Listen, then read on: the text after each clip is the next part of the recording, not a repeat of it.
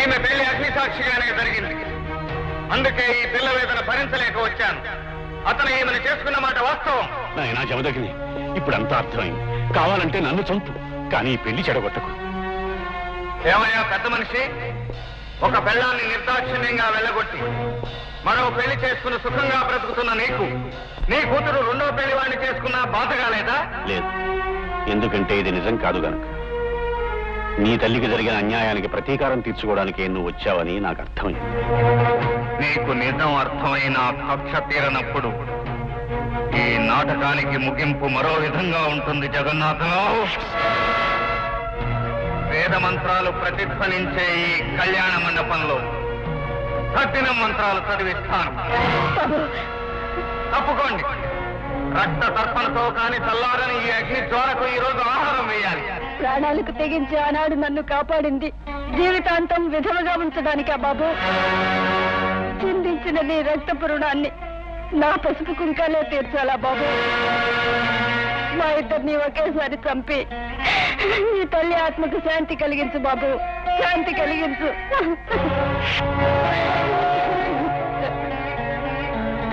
విజయ,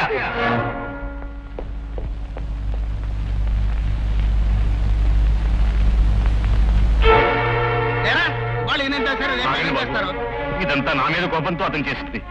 అర్థమైంది బాబు, అర్థమైంది. వాడు మీ కొడుకు పోలికలతో ఉన్నప్పుడే చాలా బాగా అర్థమైంది. ఆ జమదగ్ని చేత అదంతా అబద్ధం అని చెప్పించండి. అప్పుడు కోడల్ని కాపురాన్ని తీసుకెళ్తాం. పెళ్లి వద్దు గిళ్ళి వద్దు.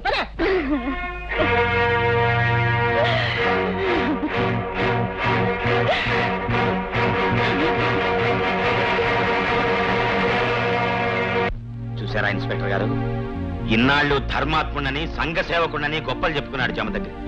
కానీ అతని ప్రజా వైద్యాల్లో పనిచేస్తున్న ఈ 10 మంది MBBS డిగ్రీ హోల్డర్లు కాదు. దొంగ సర్టిఫికెట్లు సృష్టించి రంగులీళ్ళిచ్చి ఇన్నాళ్లు డబ్బులు గుంజారు. ఇప్పుడు ఈ 40 మంది చావుకి కారకుడయ్యాడు. మీరు అతన్ని వెంటనే అరెస్ట్ చేయాలి.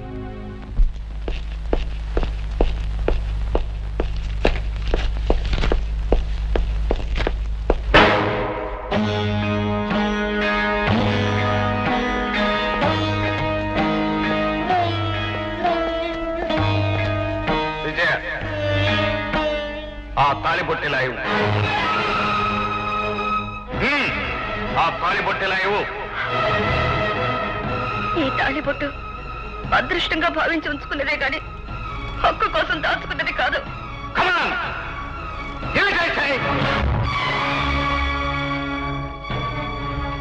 ఏమిటి మీరు చేసిన పని? ఏ తాళిబొట్టును స్త్రీ పవిత్రంగా భావిస్తుందో, 7 జన్మలకు రక్షణగా ఉంచుకుంటుందో ఆ తాళిని కట్టెల చేతులతో తీసేస్తారా? ఏదైనా 3 ముళ్ళ బద్ధానికి మీకు తెలిసిన అర్థం. కన్నీటితో నా మనసు మార్చాలని చూస్తున్నావా? కన్నీళ్ళు? ఇవి కన్నీళ్ళని మీకు అర్థమైందా? కన్నీళ్ళలా ఉంటాయని మీరు గుర్తుపట్టగలరా? పెళ్లి మండపంలో అంతమంది కన్నీళ్లు పెడుతున్నా చెల్లించకుండా కత్తి దూసిన మీ గుండెకేం తెలుసండి కన్నీటి విలువ? తెలియదు. ఎందుకో తెలుసా? సంవత్సరానికి 365 రోజుల చొప్పున రోజుకు 24 గంటల పర్యంతం ప్రతి గంట, ప్రతి నిమిషం, అనుక్షణం ఇక్కడ పడిన సమ్మెడ పోట్లు దీన్ని పాషాణంగా మార్చివేశాయి. అది నీకు కనిపించదు. మెత్తటి గుండెల మీద లయబద్ధంగా పడుతున్న అనాథ శిశువు ఆక్రందనల ఉక్కు పదాల సవడి నీకు వినిపించదు. అందుకే అనుశాసించే అర్హతను పొందిన ఈ మనిషిని అనుమానిస్తున్నావు, అపనిందలు వేస్తున్నావు. పగ తీరిన రోజున నాలోని అగ్నిజ్వాలలు ఆరిపోతాయి. అప్పుడు నా రూపాన్ని చూసి నువ్వే క్షమాపణ కోరుకుంటావు.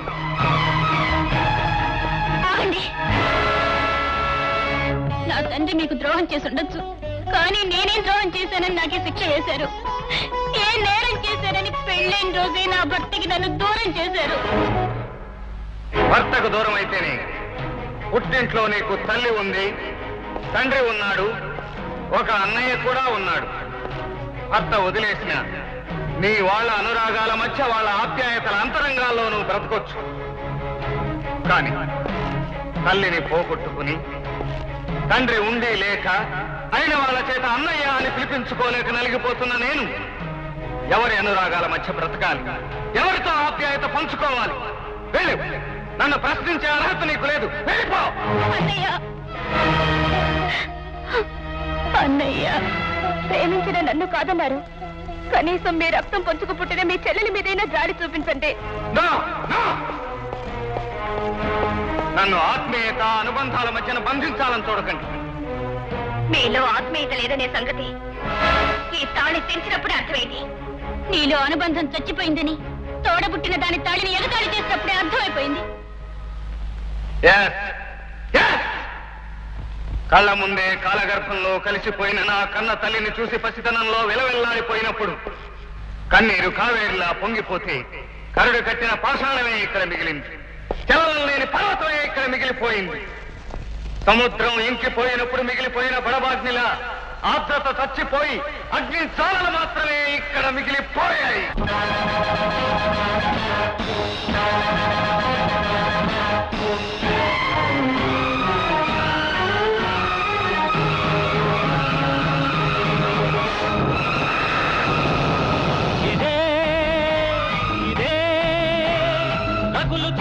అగ్ని పర్వతం ఇదే ఇదే మండుతున్న మానవ హృదయం, రక్తంతో రాసుకున్న రాక్షస గీతం, రక్తంతో రాసుకున్న రాక్షస గీతం. ఇదే ఇదే రగులుతున్న అగ్ని పర్వతం.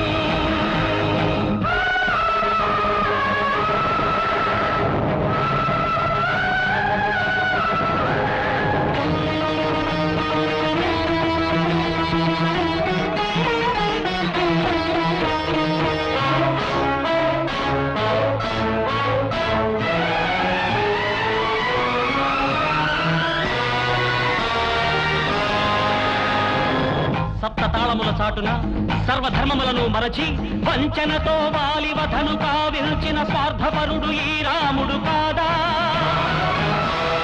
అది కాదా నేరం? దానికి లేదా శిక్ష? రథచక్రం కృంగినప్పుడు వక్రధర్మాన్ని అనుసరించి రాధేయుని చంపించిన రాజకీయ సూత్రధారి ఈ కృష్ణుడు కాదా? అది కాదా పాపం? దానికి లేదా శిక్ష? ఇదేనా స్థాపయామి ధర్మం, ఇదేనా రక్షయామి సంఘం? ఆ దేవుడి పాపాలే లోకానికి పుణ్యమా? ఆ దేవుడు చేసిన బొమ్మను నే చేస్తే నేరమా? ఇదే ఇదే రగులుతున్న అగ్ని పర్వతం.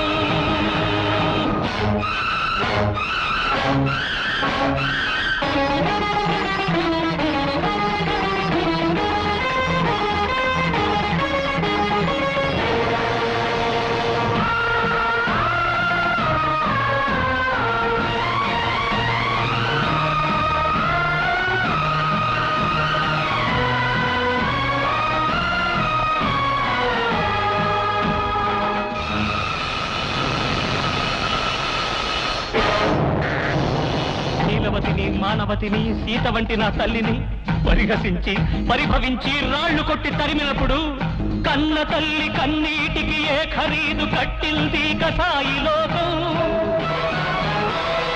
అదా లోక ధర్మం?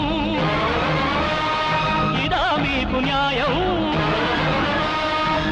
తనకంటూ జన్మనిచ్చి తన కోసం మరణించిన తల్లికింత చోటివ్వని వల్లగాటి రాజ్యంలో తప్పటడుగులేస్తూనే తల్లి శవం లాగినప్పుడు కరుణించిందా సంఘం? ఇది కాదా దారుణం? ఇది కాదా అక్రమం? ఇదేనా సకల వేద సారం? ఇదేనా వేద విహిత ధర్మం? దానవ మానవ సంఘపు ధర్మానికి లొంగనా?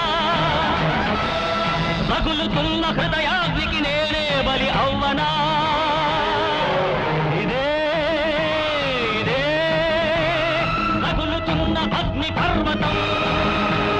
ఇదే ఇదే మండుతున్న మానవ హృదయం, రక్తంతో రాసుకున్న రాక్షస గీతం, రక్తంతో రాసుకున్న రాక్షస గీతం.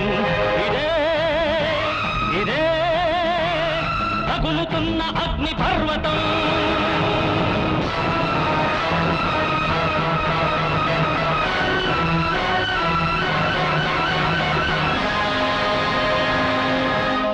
బాబు జమదగిలి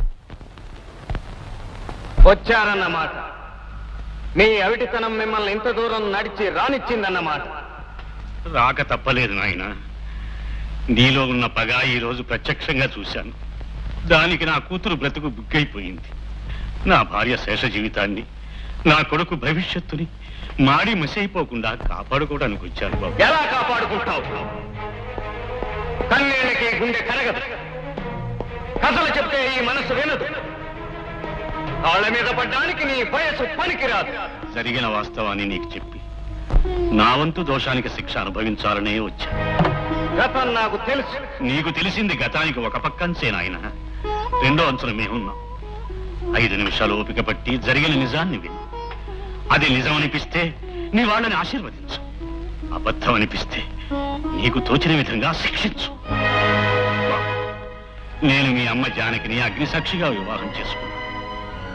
ఉన్నత వంశంలో పుట్టి అష్టైశ్వర్యాలు ఉండి చదివిన చదువుకి న్యాయం చేయాలని న్యాయవాదిగా కోర్టులో అడుగుపెట్టాను.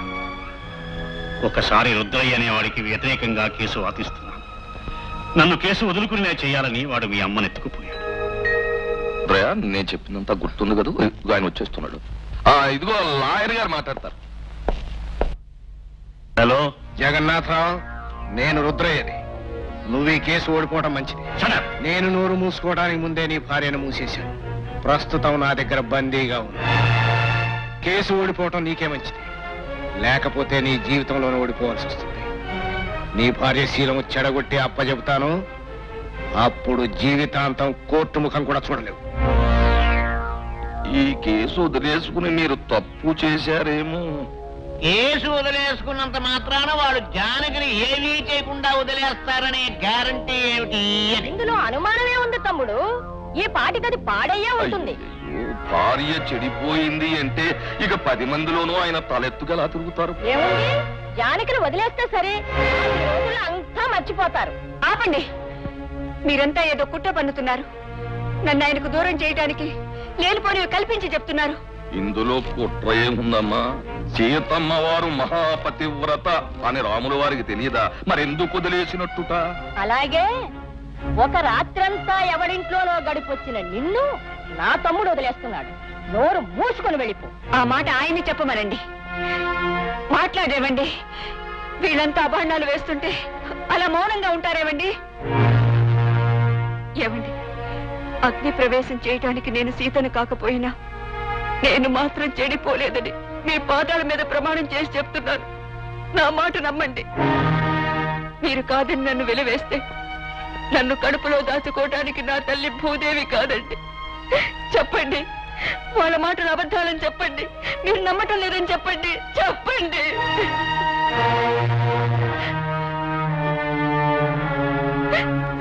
వాళ్ళ అభిప్రాయమే నా అభిప్రాయం కూడా జానకి. మా అక్క దుర్గమ్మ కూతురు పార్వతితో ఆ తరువాత నా పెళ్లి జరిగింది. జానకిని ఎత్తుకుపోయిన రుద్రయ్యతో చేయి కలిపిన ఇంద్రయ్య మాకు దూరపు బంధు. జానకిని వదిలేసిన బాధలో ఉన్న నాకు ఇంద్రయ్య మత్తు పదార్థాలు అలవాటు చేశాడు. అప్పటి నుంచి నేను అతని చేతుల్లో కీలుబొమ్మలా తయారయ్యాను. వాళ్ల కోసం ఎన్నో దొంగ కేసులు కూడా వాదించాను. డబ్బు కుప్పలు తెప్పలుగా వచ్చి పడేది. ఇలా 5 సంవత్సరాలు గడిచిపోయాయి. జానకి నిన్ను తీసుకుని నా ఇంటికి వచ్చిన రోజున నేను మత్తులో పడి ఉన్నాను. మీ అమ్మని రాళ్లతో కొట్టి ఆమె మరణానికి వాళ్లే కారణమయ్యారని నాకు తర్వాత తెలిసింది. ఆగండి, ఎంత దుర్మార్గులురా మీరు! నా భర్తని కీలుబొమ్మని చేసి పక్క మీద సంకురాత్రి, మొగుడు పెళ్ళాలుగా మొదటి రాత్రి, పెదవులు అడిగిన రుచి రాత్రి, కౌగిలి అడిగిన కసి రాత్రి, కవ్విస్తున్నది చలి రాత్రి, కవ్విస్తున్నది చలి రాత్రి, సన్నజాజి పక్క మీద సంకురాత్రి.